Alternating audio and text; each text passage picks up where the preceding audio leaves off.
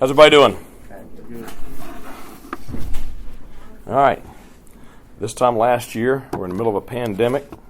We're doing something from through Zoom from up in the press box, and now I just left about 300 people over there in Harvey Hall, and some kind of a game day set up, talking about the signing class, and we're back in here together. So what a difference a year makes. And we had bowl practice this morning, so it's been a good year, but exciting day.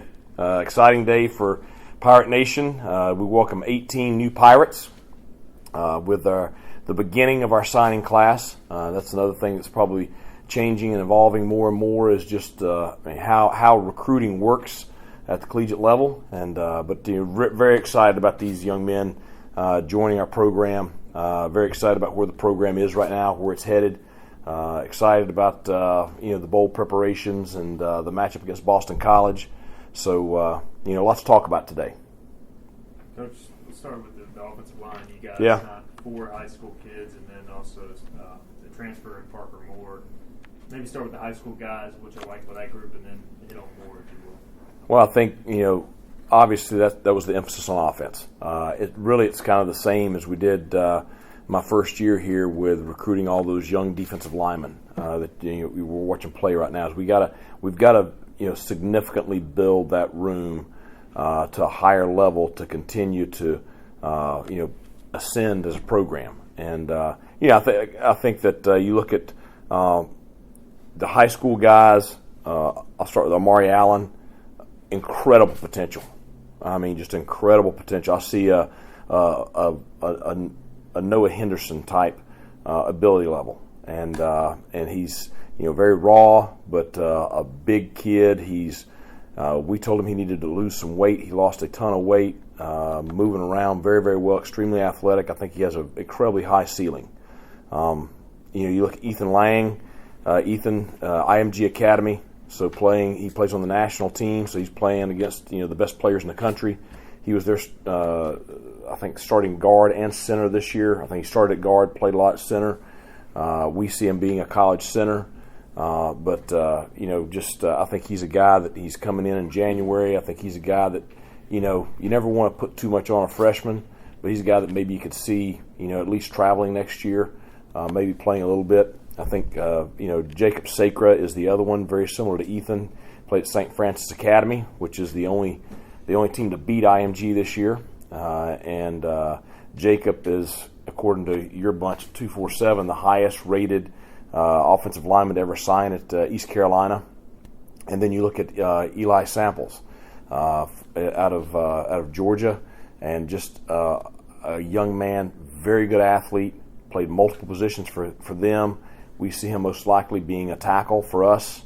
A guy that'll come in, probably look to develop him a little bit more with his body, but I think he's another one that has a very high ceiling.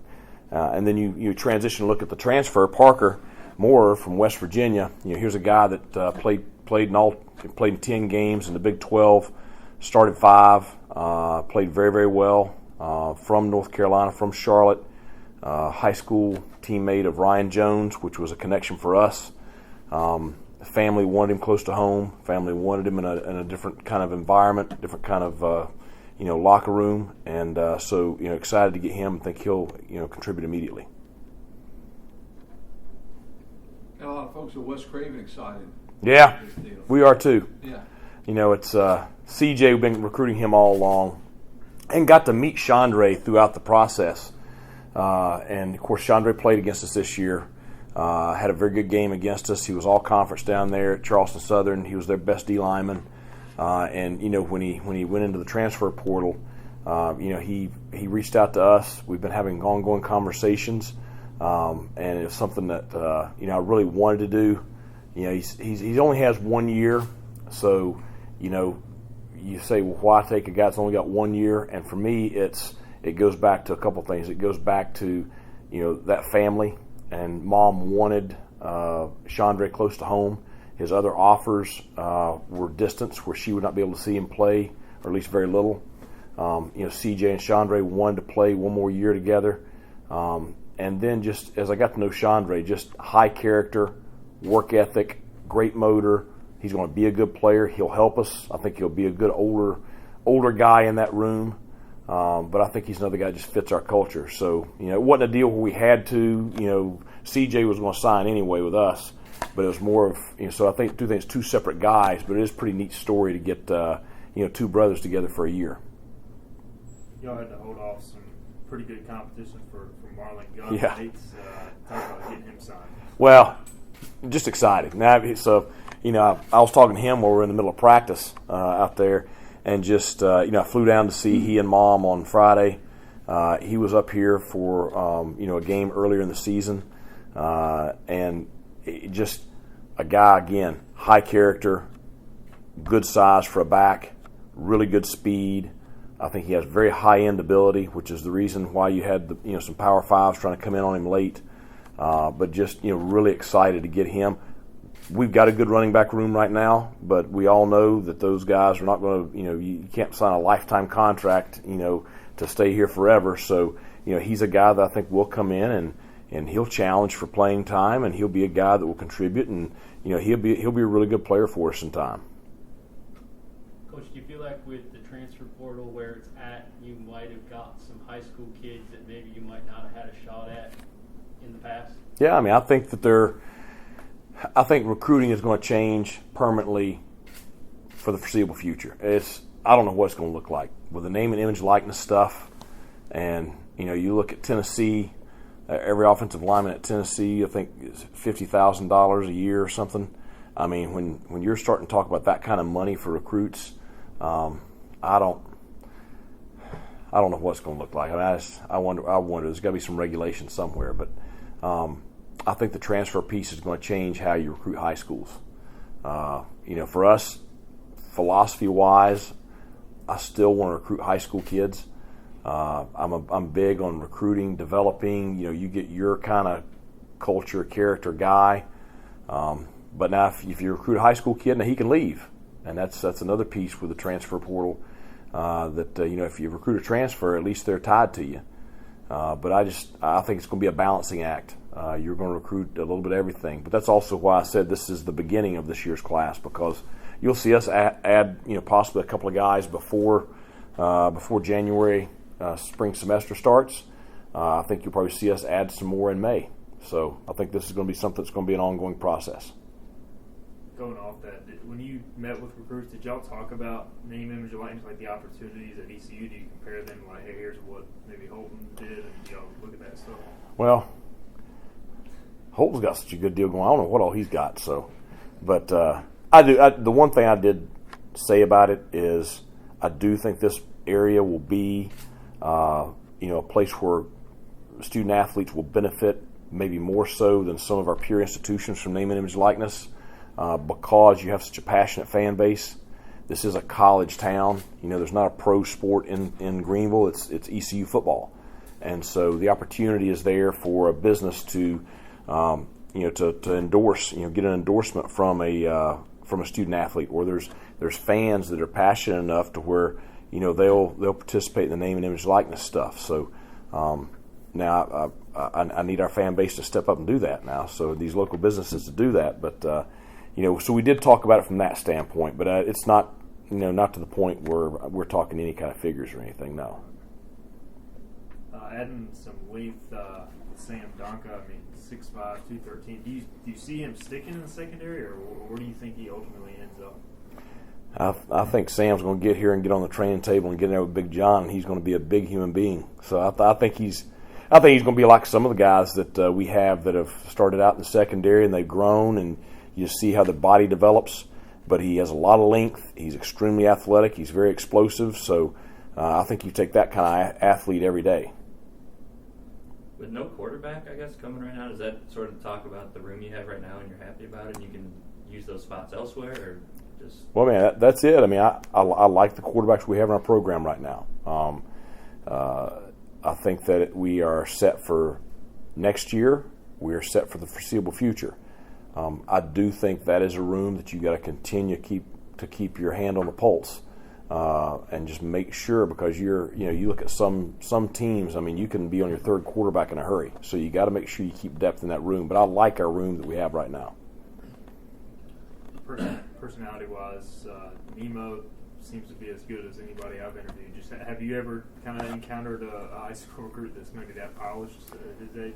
Well, I think it says a lot about his parents. You know, when he came up here on his visit this summer for camp, I spent a lot of time with his mom and dad. Dad's a minister.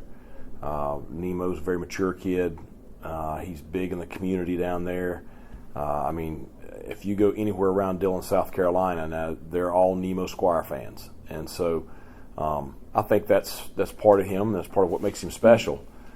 He's going to be a high character, hard worker, tough guy that has some ability, and I just thought he would be really, really good for that running back room. Any other positions you guys are looking at? You know, I know y'all still have a few targets out there. Yeah. Like you mentioned, but what areas maybe do you still want to shore up? I don't think we're necessarily done at the offensive line. I think we'll continue to look to maybe add another older guy in that room. I think you'll see us add probably an older receiver in that room, and you could see us add the right defensive guy. So I just think that you're going to take a step back, and there's still some guys that have been that we've had here on campus that we're still recruiting that haven't made decisions yet. And there's, I think once you get past the bowl games, you're going to see another kind of wave of guys in the portal. Speaking of bowl game, how has practice been going for that, and what's your remaining schedule like before you guys take off? Well, we practice through final exams, so there's lots of different thoughts on how to do bowl practice. The big thing for me is I wanted to make sure that the kids had an opportunity to see their families before Christmas. It's growing up, you're always around your parents at Christmas, and that's not going to be the case this year. So we practiced up until today. Practiced this morning, which that was interesting too, trying to do signing day and practice at the same time. But and then they're off for the next couple of days. You got graduation on Friday, so you have a lot of families coming into town for that. We have quite a few guys that are getting their diplomas, getting their degrees on Friday, and then we'll come back in on Sunday and start game week. Practice Monday, Tuesday, Wednesday. Head up to DC on Thursday, then practice a couple of days up there before the game. How's the young kids handle practice with the extra practices for the bowl game? Good. We took a little bit of time right after the Cincinnati game, and those first practices, that week and a half there to start, really the older guys didn't get many reps. The young guys got a lot of reps. We had a lot of individual time with them. We did some periodic, kind of live scrimmages, them running our offense and running our defense, and so I think it was really good to get a chance to coach. Some of those guys have been kind of away from their position groups a lot this fall, so it was good to get a chance to coach those guys. And I talked to a lot of them about that. You need to take advantage of this month. We kind of switched gears starting this week back to a more traditional. They're running Boston College's offense, defense, special teams, and the travel team's getting most of the reps. So we're back in that mode now. But I thought there was a lot of good that came out of it. Are there any individual guys? Because y'all basically registered, I think, every true freshman outside of maybe Slade and maybe some of the transfers. But like Troy Lewis, likely, did any of those guys step up during those early practices and kind of caught your attention? Well, I think you saw some of why you thought Troy could play here. I thought you saw some of that. I think he needs more development physically, but you saw some of that stuff from a guy like him. I think Kerry King, who first half of the season was injured, played just a little bit. I think he's really come on during this bowl practice, and excited about possibilities for him, getting on the field and helping us. You look at young Richard Pierce on the offensive line, getting a chance to have Shank spend time with him.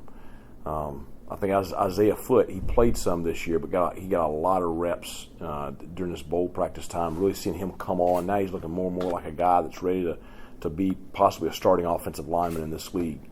Some of the young DBs that trying to see are they going to be ready to play next year? I think that's you saw some potential athletically there.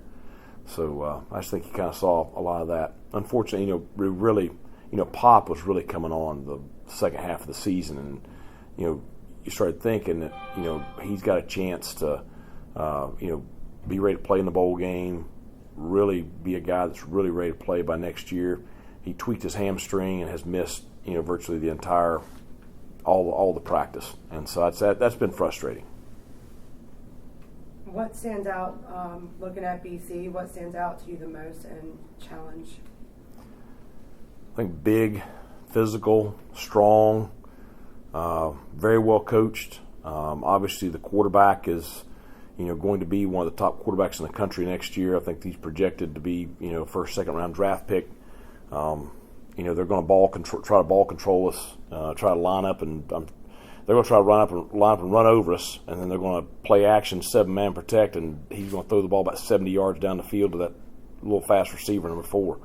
So I just think it's going to be a tremendous challenge for us defensively to try to you know, get their offense off the field. And I think on the other side, you look defensively, they're built to complement that. I think they're number 1 pass defense in the ACC, number 4 nationally, big up front. Their kids play really, really hard, really, really aggressive. You know, just make you kind of work for everything you get. And that's, you know, that's what you think when you think of what Boston College, you know, a Massachusetts team, that's kind of what you think they would be like. That's what they are. I think, you know, Coach has done a great job of, you know, kind of his identity and the identity of that region. You know, that's what this team looks like. During a typical game week, you get, what, maybe 5 days or so to prepare for an opponent. This time you get, I don't know, maybe 3 weeks or so. Is there, I guess, how does that sort of change what you guys do? And is there maybe a danger of overloading some kids, or how do you kind of, you know, balance that? Yeah, I mean, I think that's the positive of taking a couple of days off right now. I think the kids kind of need to catch their breath, get away from each other a little bit. I think the coaching staff needs to catch their breath, get away from each other a little bit. So, and I think the one thing that you kind of hinted at right there, we got to be careful we don't try to do too much. Certainly, you're going to be able to do some wrinkles and some things that maybe you haven't shown during the regular season, or sharpen up on some things, but you got to make sure that you don't overload the kids with trying to do too much in one game. So I think our game plans are, you know, very solid, you know, as far as we know what kind of what we want to try to do. I think we have a good feel for what they are. And now I just think we have a great week of practice next week and be ready to execute at a very high level, and we're going to play our tails off.